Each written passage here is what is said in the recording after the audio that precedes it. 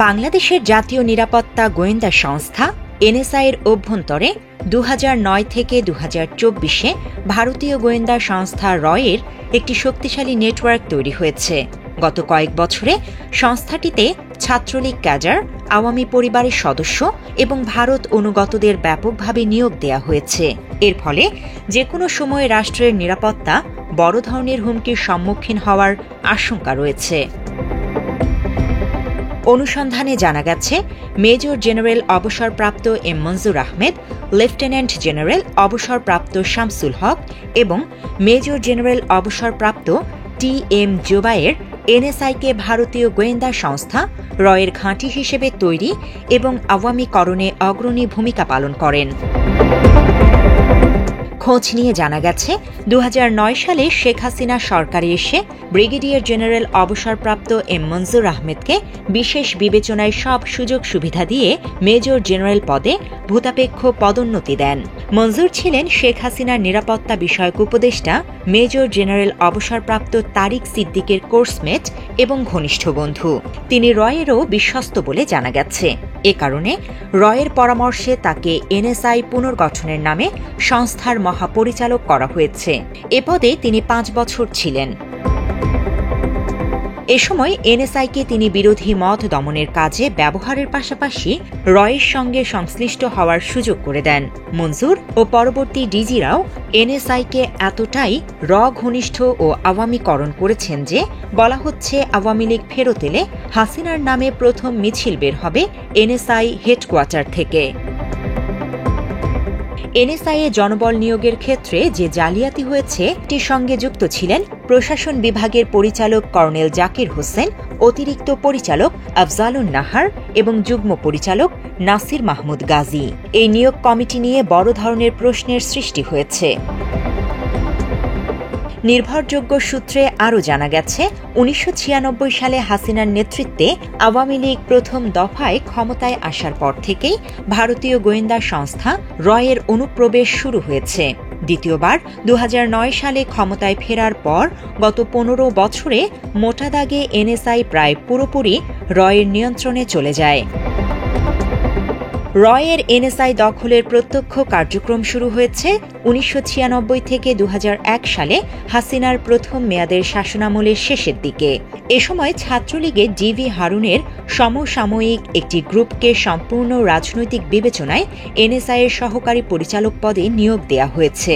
2001 সালে শিক্ষানবিশ হিসেবে মৌলিক প্রশিক্ষণে অংশগ্রহণকারী এই ব্যাচের 13 জন সন্তোষজনক বিবেচিত না হওয়ায় পরবর্তী নতুন সরকারের সময় সরকারি চাকুরি বিধি মোতাবেক তাদের চাকুরির অবসান বা সার্ভিস ডিসপেন্সড উইথ ঘটানো হয়েছে।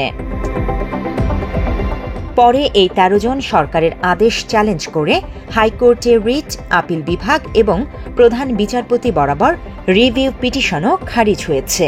এরপরও 2009 সালে হাসিনা সরকার গঠন করলে তার উপদেষ্টা এইচ.টি. ইমাম প্রধানমন্ত্রীর কার্যালয়ের প্রশাসনিক আদেশ বলে ভূতাপেক্ষ জ্যেষ্ঠতা, পদোন্নতি ও আর্থিক সুযোগ সুবিধাসহ ওই 13 জনকে এনএসআইয়ের চাকুরিতে পুনর্বহাল করেন এবং তাদের গুরুত্বপূর্ণ পদে পদায়ন করেছেন। এই 13 জনের মধ্যে বর্তমানে 12 জন রয়েছেন। এরা যোগদানের পর এনএসআইতে ত্রাসের রাজত্ব কায়েম হয়েছে, কারণ তারা সবাই এখন যুগ্ম পরিচালক। এরাই নতুন করে শুরু করেছে রয়ের এনএসআই দখলের পরবর্তী কার্যক্রম। রয়ের পক্ষে এনএসআইয়ের ভেতর থেকে শক্তিশালী ভূমিকা পালন শুরু হয়েছে এই কর্মকর্তাদের কেন্দ্র করেই। অথচ এই 13 জনকে পুনর্বহালের প্রধানমন্ত্রীর কার্যালয়ের জারি করা প্রশাসনিক আদেশটি ছিল এখতিয়ার বহির্ভূত এবং দেশের সর্বোচ্চ আদালত অবমাননার শামিল। মাত্র 30% টাকায় জমির মালিক হয়ে নতুন বাংলাদেশের গড়ে তোলার স্বপ্ন দেখা বাংলা বসতি। এই 13 জন কর্মকর্তার মধ্যে আফজালুন নাহার ছাড়াও কর্মকর্তা জহির চোরাচালান ও অর্থ পাচারের মামলায় বিচারের মুখোমুখি। এছাড়া পুলিশের পলাতক এসপি প্রলয় কুমার জোয়ারদারের রয়ের চিহ্নিত বড় এজেন্ট। তার স্ত্রী প্রয়াত বিপ্লবী রানী দাসকেও এনএসআইতে চাকুরি দেয়া হয়েছিল। বিপ্লবী রানী দাসের আরেক আত্মীয়কেও চাকুরি দেয়া হয়েছে। এদের মাধ্যমে খোলাখুলিভাবে তাদের কার্যক্রম চালায়। ওই ১৩ কর্মকর্তার সরাসরি নিয়ন্ত্রণে ডিজি মঞ্জুরের সহযোগিতায় চলতে থাকে রয়ের পছন্দমতো লোক নিয়োগ। এরপর এসব কর্মকর্তাদের মধ্য থেকে রয়ের বাছাই করা কিছু কর্মকর্তাকে ভারত থেকে বিশেষ গোয়েন্দা ট্রেনিং করিয়ে আনা হয়েছে।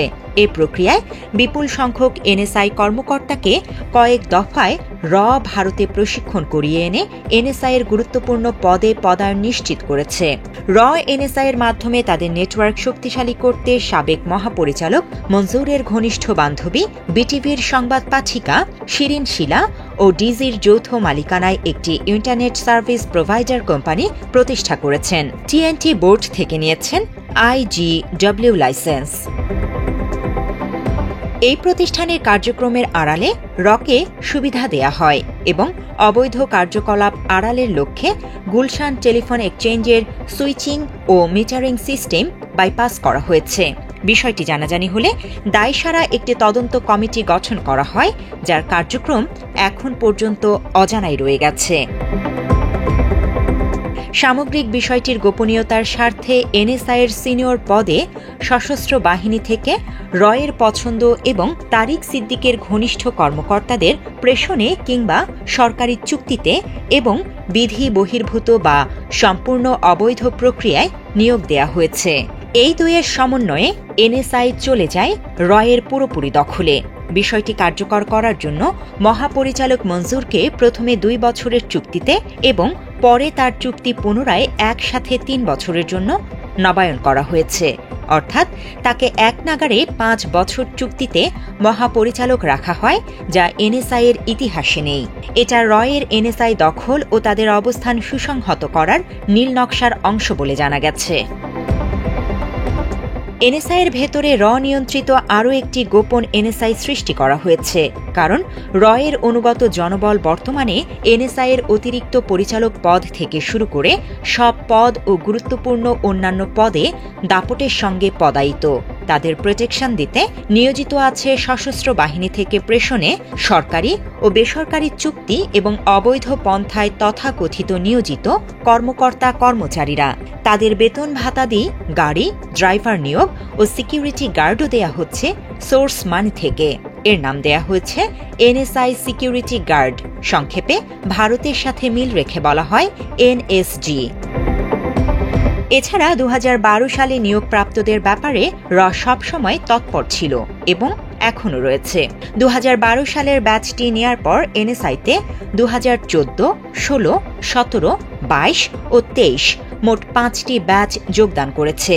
তাদের বেশিরভাগই ছাত্রলীগের পদধারী ক্যাডার এবং আওয়ামী লীগ নেতা ও বিভিন্ন বাহিনীতে আওয়ামী কর্মকর্তাদের আত্মীয় স্বজন।